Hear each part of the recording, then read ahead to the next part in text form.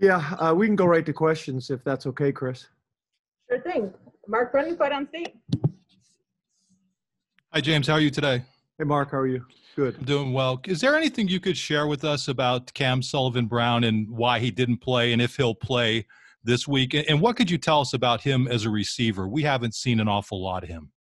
Yeah, so what I can tell you is it wasn't COVID related, but he did have an issue that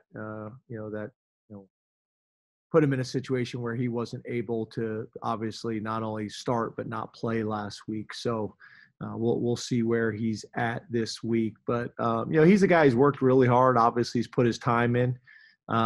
He has had been a guy that in his past he's kind of had a history of injuries that have set him back.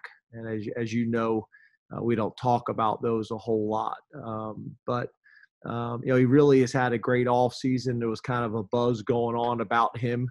When you talk to the guys in the summer, he had really had a strong summer. So, earned that starting position and was excited about what he was going to do. And then during the week, we had an issue and he wasn't able to go. So, you're talking about a veteran. You're talking about a guy who's been around. Obviously the adversity he's been through and the time he's been here. You got a mature guy, been in a bunch of different settings before, and it earned the opportunity to get on the field. So looking forward to seeing what he's able to do. Audrey Snyder. Good evening, James.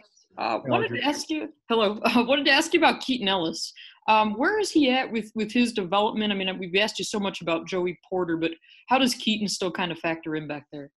Yeah, he's doing really well. We're big fans of Keaton. Obviously, as a true freshman, did some really nice things, and we still feel that way. Joey just had for whatever reason, the light really just kind of came on for him and had a really, really good summer and camp and did the same thing on Saturday. We thought he played well on Saturday. So, I think that's a really competitive room. We feel the same way about Marquise. We really got a good group there, and they continue to develop and compete. Ben Jones? James, how's it going? Hey, Ben. Losing, then having an emotional game this weekend, however that goes, and then having the election early next week. I realize that you're focused on the weekend right now, but just as a whole, from the management of emotions and everything, I mean, how do you kind of navigate what is inevitably, no matter how everything goes, is going to be, 7 days of a lot of different things? Yeah, to be honest with you, that's, been a little bit 2020 for everybody, right? It's been a lot of things to manage other than school and football. There have been a lot of other things going on, in our country. There have been a lot of other things going on in our communities. You got health issues, and that obviously we're not even talking about personal issues that people are dealing with. So there's just been a lot of things going on, a lot of hot topics, a lot of things in our country, a lot of things that could be distractions. We talked about that all preseason, that the most disciplined teams and the teams that were going to be willing to sacrifice were going to have an advantage over the teams that didn't. But for every program in the country, there's been a lot of things to manage. You got opt-outs, you got COVID. Again, you got some of the things going on, in our country from a protest, from social issues, a lot of things. So I think your point is a good one. You got the election coming up. There's just a lot of things. And what I hope that football is a little bit of a safe haven for our guys, that they're able to kind of step away from all those things and step on the field and focus. But it's just been very different. I think one of the biggest challenges for me is my leadership style is very, in your face, is very relational. I'm a hugger. I'm a high fiver. I'm that type of guy. And a big part of that we haven't been able to do. We usually take the guys to champs or bowling alleys and have fun with them.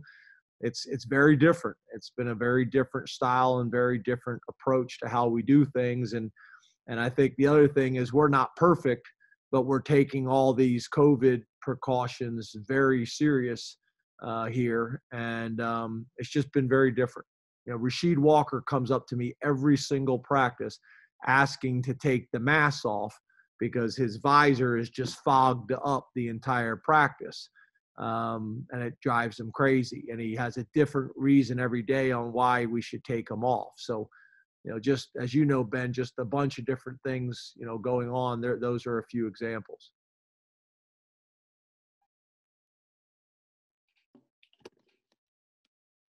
She said Tyler Donahue. I can hear her back there talking, but not on the mic. I got you. Thanks, James, for the heads up there. Hope you're doing well tonight. You too. Lance Dixon's gonna, I would presume, make his starting debut or play extensively at the very least in a very bright light situation. What did you see from him in week one? And going back to bringing him on campus last year, what gives you confidence that Lance Dixon is ready for this moment? Well, he's obviously a very talented guy, and I'm really proud of Lance. He's grown in so many different ways, and I think a lot of the specific technical fundamental things of playing linebacker and all the different looks that you have to defend with the offenses that we see and what we're asking him to do on defense. I think he just continues to grow and build confidence and transitions from a really athletic high school player to a big time, college linebacker. And I see him getting better every single day. A lot of those young guys that we've recruited are in similar phases. And I think that's the hard part. I think, everybody wants it to happen like yesterday.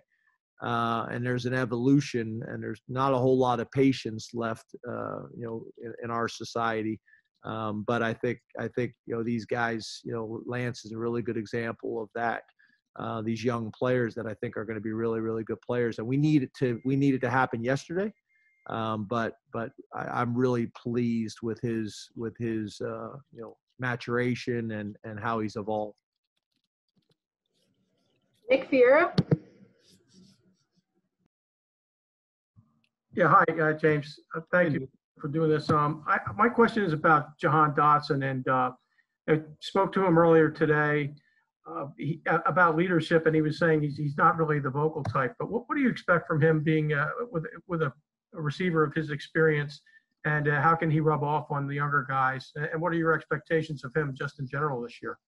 Yeah, we need him to be, kind of our guy. You look every year we've had, a guy, whether it's KJ or whether it's Godson, or whoever, Godwin, whoever it is. We seem to, always have one of those guys that is kind of the focal point in the passing game. And most people do. And Jahan is that guy for us right now. And, we need those other guys to continue to develop and step up, but Jahan and Pat need to be those guys for us.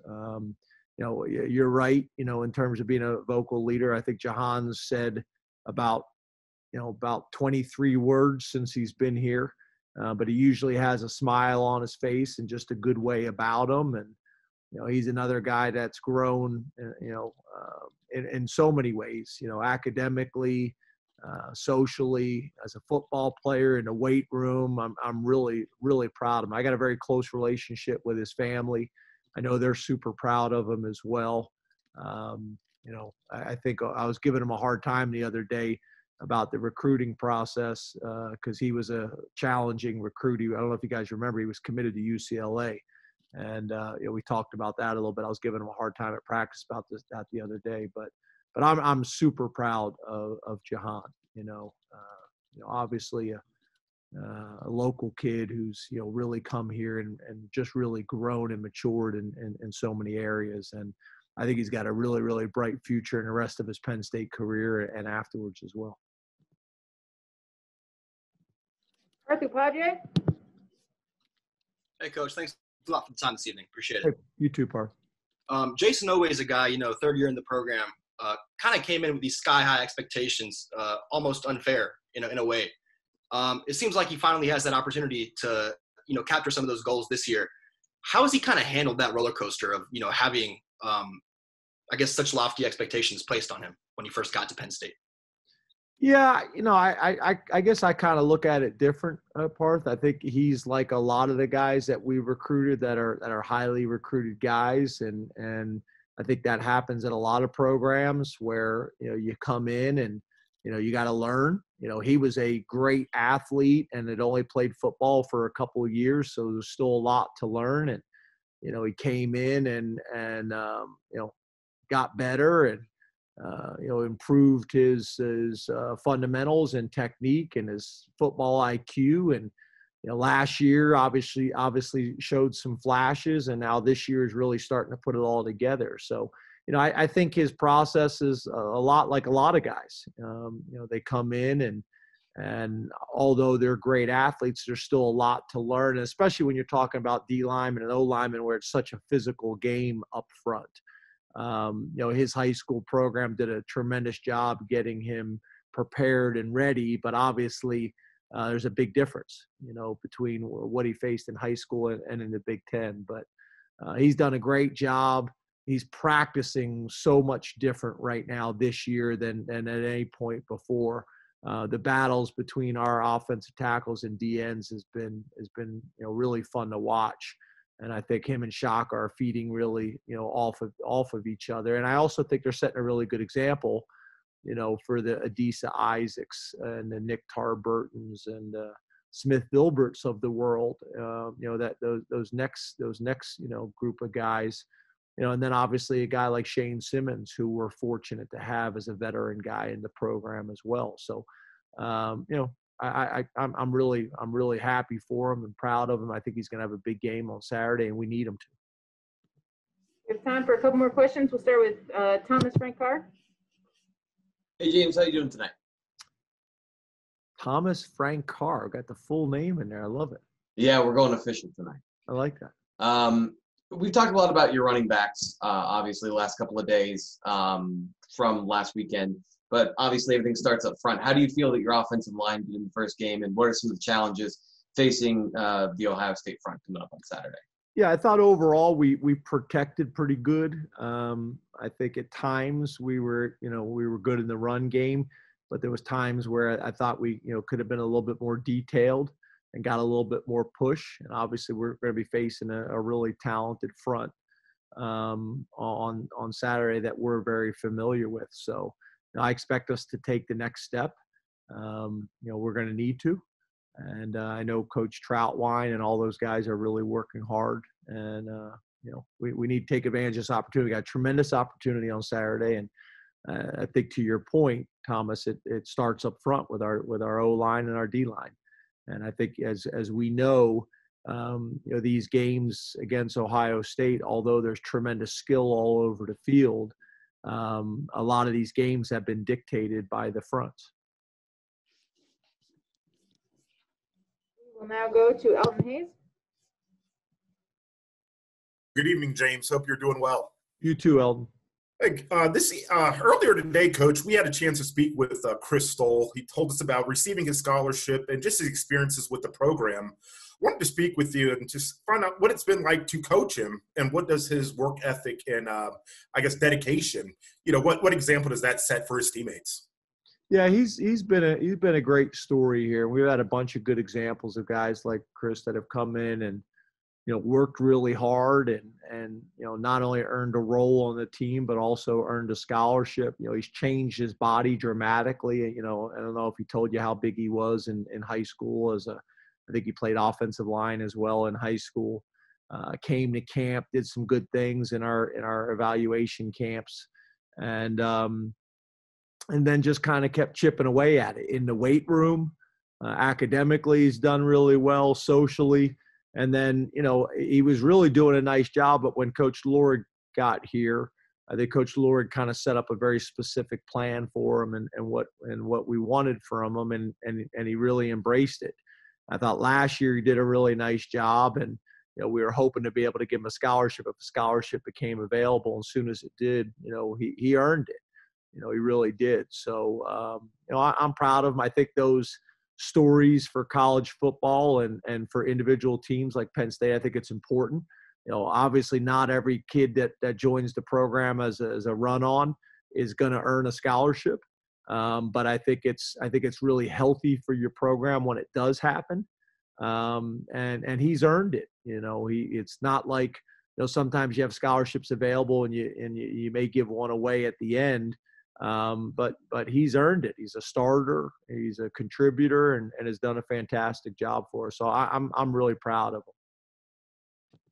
All the time we have for Coach today. Appreciate everybody joining us.